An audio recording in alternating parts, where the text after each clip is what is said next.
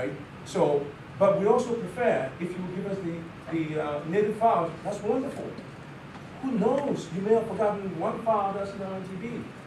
We may have to tweak, something a little bit, for you. Transparencies are a headache.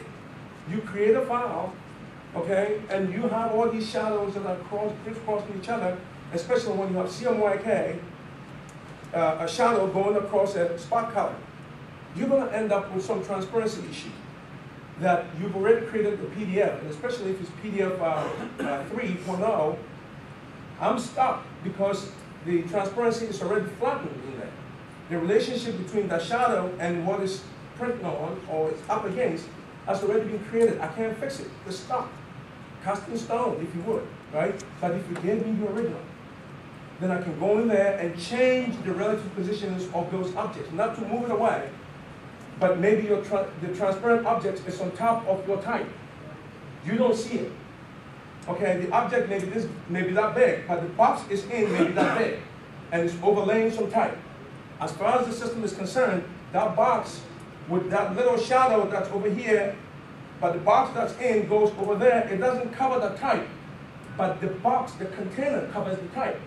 So it may treat it differently. The transparency can affect that type, even though you see everything is fine. Your PDF says it's fine. We go to rip it and it's got problems. And I'm stuck. It's middle of the night. You're expecting this project the next day. What am I going to do? If you give me the original, then I can do some things to fix it. Does exporting the PDFX and keeping the transparencies live in PDF help with that? It will help, because then I'll have a chance, you know what I'm saying, to go into my rip. The transparency is live. So I can explore rip settings and different rip settings to try to get it to work. Okay, so that will be a way to go. Okay. I work with Digital Shop and transparency still does. Yes. Before PDFX and before we upgrade to iGens, they had to get different rip also. Moving from whatever it was on the 3D, we're now on the APPD rip with PDFX export. And it deals with the transparency issues, yes. Mostly, yes. In fact, the rip manufacturers will always tell you that mostly they can deal with it. For the PDFs, because and with our artworks, we have what they call an auto star, because it's a specific workflow for PDFs. Yes. And it was an inherent problem because the rips could never catch up with the PDF. All the advanced stuff they would have. So we do have a specific workflow for that, and it seems to be a pretty good workflow. It is. For the most part. We like to have the native files for insurance, if you would, for our own sake.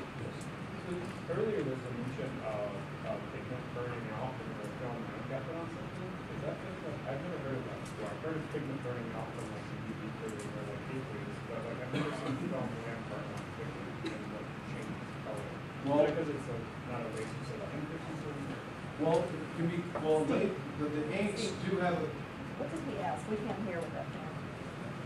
The fans. No, he wanted to ask the question. The question that he's never heard of the pigments burning out on a laminated scenario, and this was digital. Do they not get Okay, so that's pretty much it's a different type of be liquid-based ink. But this is run on an indigo press. Indigo press. So it could be that type of So thing. going with the thermal process of putting this laminate, it made the ink moist once again. So it did change the fullness of the image, and also certain colors like the red and the blue make it dark. I have seen it on conventional printing too, where it's taken an orange or a yellow or those type of colors and made the yellow have a lot more red in it. So I have seen the process of UV and this type of laminated changing the pigment of the inks in both instances. So it's only perhaps so it's a hard drive.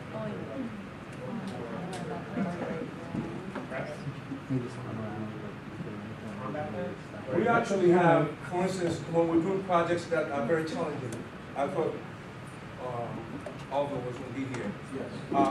Ink manufacturer is somebody we know personally, we know him, and he makes our inks. So we can bring him in here and say, look at the challenge we have. Someone's made this, and he can look at it and say, you know what? I'm going to make this type of ink, and I'll do this, and I want you to run it in this order. So when we come across things that simply. Out of the law, he will formulate the ink You will based on formulate the ink based on the on the application that we're printing on. If we're printing on an acrylic, or if we're printing on stuff that doesn't dry, we'll put more hardeners in the ink and more dryers in the ink so that we'll combat any type of situation that would be going down the line. As far as coating it, UVing it, we sometimes will do a aqueous coating, a primer to protect the ink so that when it does go through that process of thermal lamination, that it doesn't affect the ink. But if that ink is not treated properly, with those applications that you're applying to it, it can have some sort of repercussion. So we do have pop-ups when we're dealing with certain situations. This one here was just a test on running on certain papers and laminating it to see how it would react. And so we don't have the opportunity to varnish or coat those digital inks at this point. So if we were to laminate this with this process, we're going to have that problem of it reheating the ink and making it spread and changing the hue and changing color. How about if you have a lower laminating temperature than your That could be future? another. So, like you're not renewing Well, your we ink, tried so- that, and what happened is that it formed pockets, only in this process here, okay, where it didn't maintain a nice contact between the sheet and the laminate. Where you saw some anomalies. I mean, it looked where he took off the pressure and the heat. Right now, I don't know if this process for our press, we would probably go in this direction. That's why we did the test on it. That's why we try to put it on polytape instead of Right. Or if there, I don't know of any cold set laminating companies, because that would be the way to go on something like this.